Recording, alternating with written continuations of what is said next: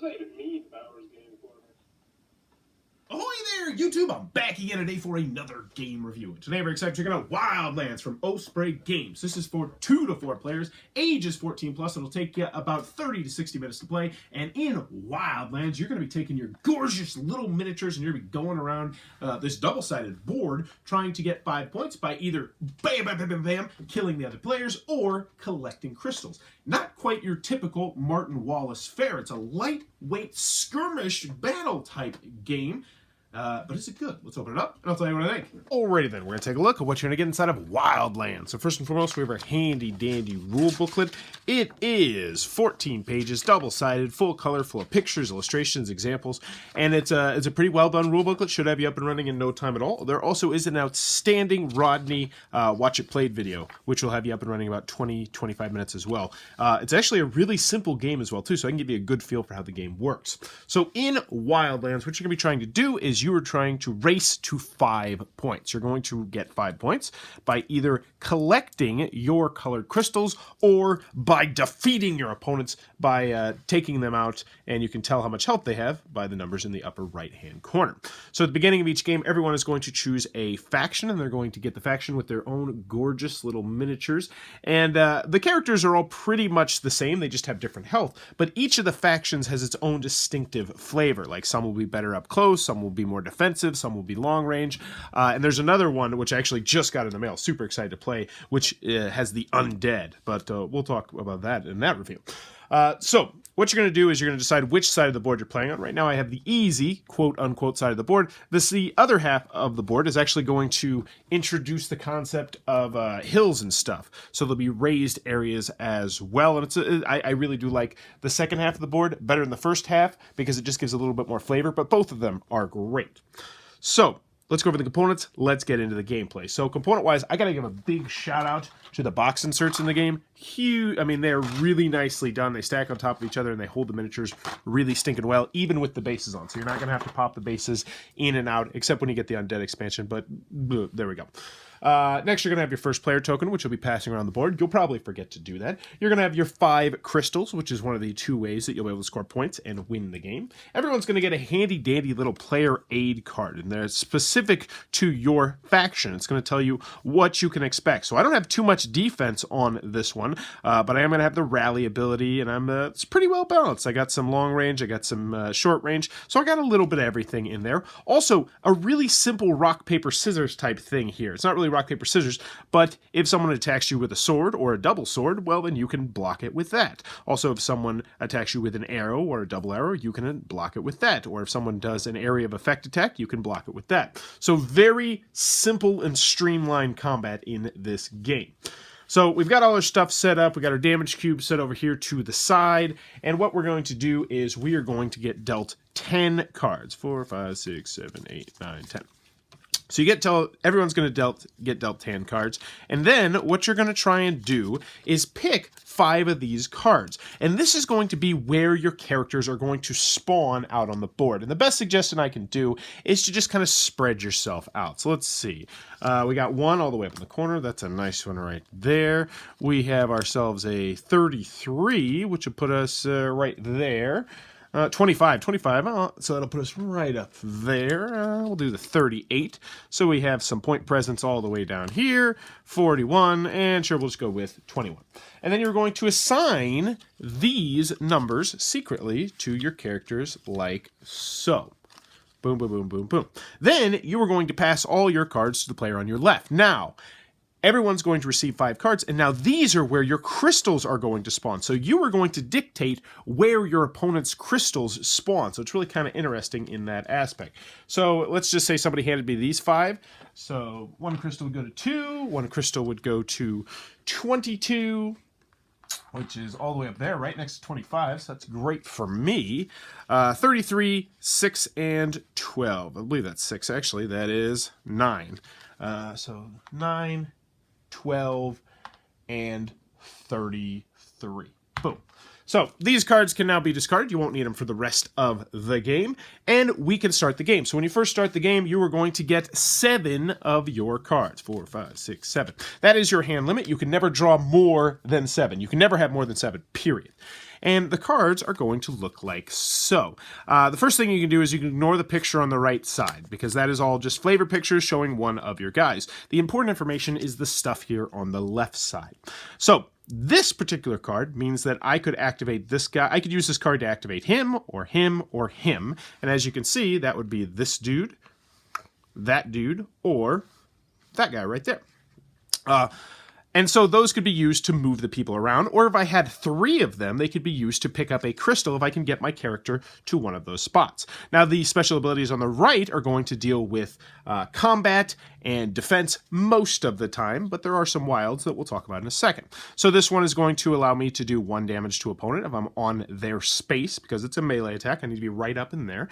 This one is going to allow me to defend myself against ranged attacks, and this one is going to allow me to attack from a long range. And as you can see, they're right next to that character, so that means that only the hammer guy, I can only use this defense on the hammer guy, and I can only use this attack on the weird little 3-legged dude right there. Oh my gosh, just look at those gorgeous miniatures. They're so nice. There also will be some wild ones down here on the bottom. So this is just a defense for anybody, and this is just an attack for anybody. Also, scattered throughout your deck, you are going to have some wilds, which will look like this. These are really good cards because you can use them in 1 of 3 ways. You can use them just as a standard movement for anybody to draw 2 cards, or an interrupt, which is a really stinking cool concept, and one that I'll talk a little bit about later. But it's one of my favorite aspects of the game. Essentially, it allows you to steal well, not steal, interrupt someone else's turn and do whatever you want, but then it goes back to them. So, on your turn, what you're going to do is you're going to play as many cards as you would like, and you can reveal as many people as you would like. Very open and free-form turn. So let's take a look at what we got going on here. Yeah, let's just, actually the camera's, you know what, let's spawn somebody who's a little bit closer to where the camera is. 38, where is 38? So 38's, nah, that's not who we want. 25, well, it's also not close to the camera. Do we have anything close to the camera? Here we go, 21. Let's see where 21 is. It's also not close to the camera. So whatever, we'll spawn this guy right here on 21, and then we'll actually zoom the camera up there a little bit. So 21 is going to spawn. He goes bam out right there. Let's take a look at our hand and see if we have any of his symbols. We do. We are in a really good position with him. We have 4 of his cards. So how it works is I just discard this card and say, hey, I'm using this card, and I move. Now, you want to make sure that you take time in between your turns. I want to be like, move, move, move, move. You don't want to do that because people can interrupt you. So if someone wanted to right now, they could interrupt this movement, and they could say, I'm interrupting you. They would play that card, and then they would do whatever they wanted to. And they would essentially take their own turn, but the difference is they would not draw cards at the end of this interrupt turn, which means that when it gets back to their turn, they're really going to be weak on how many cards they have and what they can do. But this is actually a perfect example because it's going to allow me to score a point. If you have 3 of the same symbol, or a wild, so let's say, for instance, I had these 3 cards right here, I could say, boom, I'm going to turn all 3 of these in, and then I'm going to pick up this crystal, and I have 1 point. That's 1 point. That's how fast this game can be. It's a very quick playing game. That's one of the 5 points I need to win the game. Simple as that. So I've spent 4 cards this turn. Do I want to spend anything more? I could move that guy again. I could pop somebody up, but I'm not going to. I'm actually just going to end my turn, which means I will draw 3 cards, which will put me right at the maximum at 7 cards, which is perfect. And then my turn would be over, and someone else would take their turn, and they're going to play as many cards as they would like. So let's now talk about some combat. Let's get one of these big old yellow guys. Look at that guy. Look at that guy. God, it's so cool. If I knew how to paint, I'd totally paint these. So let's say that this guy comes up, and he's just like, hey, what's up? He's in 25, maybe just picked up a crystal, gets back to my turn, and now I can maybe attack this guy. And let's see, who do we have out there? We have this guy who has a crossbow, which means, oh, he can do a melee attack with that one, or he could do, boom, double arrow attack, which means he can attack that guy in that space. Now, what you want to look for, not in this particular instance because I'm right next to him, but you can shoot someone from pretty far away as long as you have line of sight. And a line of sight is when you have a clear number right there. The white one means that there is some cover that can be taken. Actually, excuse me. Whoop, flip that around. The white one means that there's no cover. The ones that are clear means that there is cover. But since we're right there, it doesn't really matter on the covers so much because, well, you'll see in a second. So I play that card, and now I am trying to do 2 damage to this guy, which is a big chunk of damage. We don't have his card in front of us, but maybe let's pretend he only has 2 health. That would essentially kill him. So the other player now has to try and defend against that by either playing bloop or that right there. If they play one of those, then we both lose our cards and we go about on our merry way. However, if they do not play that, let's pretend that they can't block it. Let's say they have no cards in their hand, or they only have 2 cards in their hands, and they don't have the defense, or they don't want to do the defense. That's really bad for them. Let's pretend that that kills that character. Well, that character now is off the board, and I have picked up 1 more point, because killing anyone else on the board is going to give you a point as well. So perfectly viable way to win the game, especially if you have certain factions, because some of the factions are more tanky, some of them are more confrontational. They want to get up in there and do some damage. And also you'll see some of these guys have very low health. Like this guy right here, 2 health. So 1 shot can pick that guy off, which is a huge swing in the game. But everyone on their turn is just going to take as many actions as they want and then draw back up to 3 cards. So how does the interrupt work? Let's talk about the interrupt. So let's say that the yellow player is about to do something on their turn. They have to take at least 1 action. So they take an action that is not, just bringing a guy out, because that's not really considered one of your actions. You can just do that whenever you want, as long as it's your turn. Then I would say, oh, I'm interrupting right now. So I would interrupt. And that means that I can do whatever I want. So maybe I'm attacking somebody so they'll stop from getting that 5th point. Maybe they're about to pick up a crystal and I say, no, I'm going to attack you. Because by doing that, it then forces them to lose their cards or take damage. And if they lose enough cards, maybe they can't then pick up the crystal. Because as we remembered, you have to have 3 of the same symbol, and it has to be the same character in order to pick up a crystal. Which sometimes, especially when you're running low on cards, can be very difficult. Now, losing a character is not the end of the world, though. I do want to mention that. That it does stink, definitely does stink, but when you lose a character, that now means that that character can, if you still have 3 of his symbol, it can count as kind of a wild. And this is kind of a little bit of a weird area until you learn how it works. So let's just say that I had 3 of this guy's symbol right here. Well, actually, let's pretend that this guy's dead. Oh, Spider Kid's dead. Bye-bye, Spider Kid. So this guy's here, there's a blue crystal there, but I don't have enough of his symbols. Well, what I could do is I could turn in 3 spider symbols, and bam, that would allow him to pick up the crystal, because now that my spider guy is dead, I can kind of use those as wilds, but I want to use the term wild kind of loosely, because it's not like they're wilds. It's not like I can use 2 of the spider kids and then 1 of the right one or anything like that. You have to have 3 of the spider kids in order to do it. Anywho, you're going to continue to do that. On your turn, you're just playing cards, playing as many cards as you want, even though you do only draw 3 cards at the end of your turn, and the first person to get 5 points immediately wins the game. And that, in a nutshell, is how you're going to play WildLands. Alrighty then, WildLands from Osprey Games. What are my final thoughts? Let's go over the pros, let's go over the cons. First, on the con side, game's not going to be for everybody for a variety of different reasons. 2 to 4 players, restricted player count, also an incredibly competitive market at the 2 to 4 player count. Now, that being said, another con that I have in this game is that 2 players versus 4 players plays very, very differently. 4 players is much more confrontational. The board gets very tight, very fast. There's going to be lots of fighting, lots of blocking, lots of all sorts of stuff like that. Whereas 2 players is more about, just kind of getting your crystals. There might be some confrontation here and there, but you do need to know that. Also, this game is not going to be for everybody because it's very light and very simple, which is not something you typically expect with Martin Wallace games. Fantastic designer. I really liked London. Brass, I think it's a fantastic game. And I think a lot of people that go into this expecting it to be a meatier, heavier, deeper, thinkier game might be a little bit disappointed, but don't let that turn you off. This is a hell of a fun game, which I'll talk more about in the pros. Continuing on with the cons, there were some graphic design choices that I feel like were somewhat questionable. Like, for instance, sometimes you'll be like, wait, which guy is that on the spot up in 22? Is that how much health is? You have to look at the card and then look at the character to figure out who is on which spot, which is kind of annoying. That being said, I'm going to give it a pass because, man, these miniatures are really stinking cool, and they all have their own distinctive flavor and flair, which I love. Also, there's only 4 factions in the base game. I would have liked to have seen more, but that's because I really, really, really stinking like this game, as I'm going to tell you in the pros, so that's a little bit of a bummer. Any other cons that I have with the game? It's very quick. There's not too much forward planning. Like, you have to get going fast. And I feel like if you do not, like if you start the game off slow and you do a little bit too much planning, someone else is just gonna be like, oh, I got a crystal. Next turn, oh, I got a crystal. Be like, wait, slow down. So that can happen. Any other cons with the game? You know, I worry about the, I hope the expansions fit into the base box. That's always something I worry about, but that's a minor nitpick. That's just telling you how good the game is, because I really can't wait to start playing the expansions. I actually got the Undead expansion in the mail. Super stoked to play that one, but we'll talk about that on a different review. Any other cons I have with the game? I'm trying to think. Want to be thorough? Not really. There is not too many holes I can poke in this game as long as you go into it knowing that it is a very light skirmish game.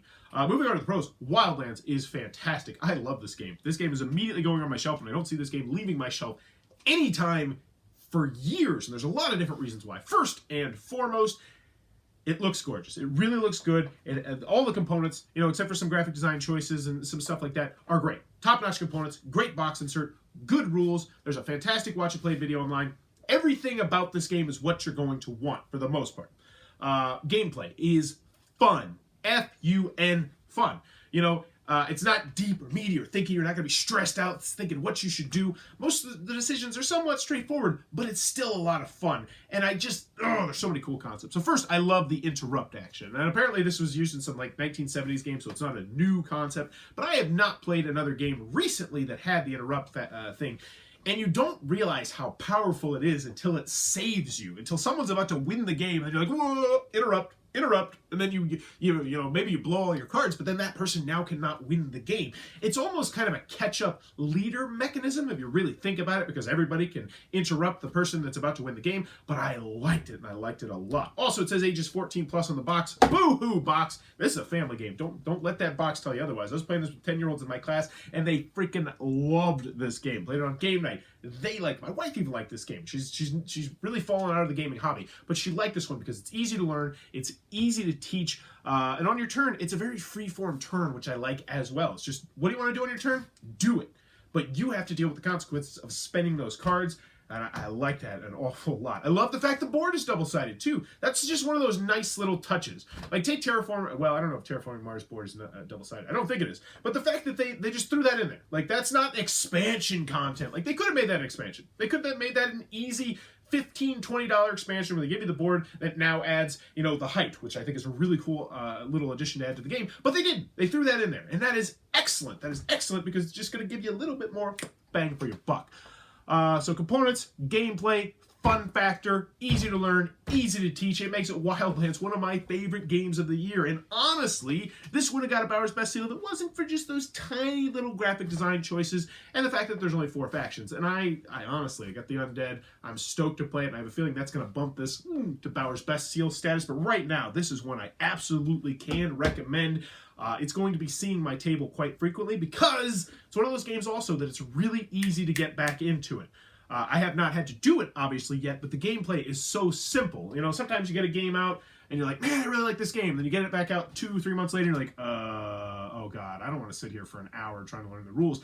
I don't feel like this game is going to be one of those games, which I know a lot of people, that's a big decision on a lot of people's parts. Yeah, so WildLands, just absolute recommendation. If you don't mind the fact that it is a lighter weight skirmish game, one that I wholeheartedly recommend. A lot of fun with this one. Really excited to get it to the table a lot more, and I have a feeling it's going to see the table quite a lot in my classroom and at home as well. So family game, yes. Game night game, yes. Absolutely recommend WildLands from Osprey Games. If you enjoyed this review, please be sure to click on that subscribe button down below or in the comments below. Let me know. What is the worst injury you've ever had in the woods?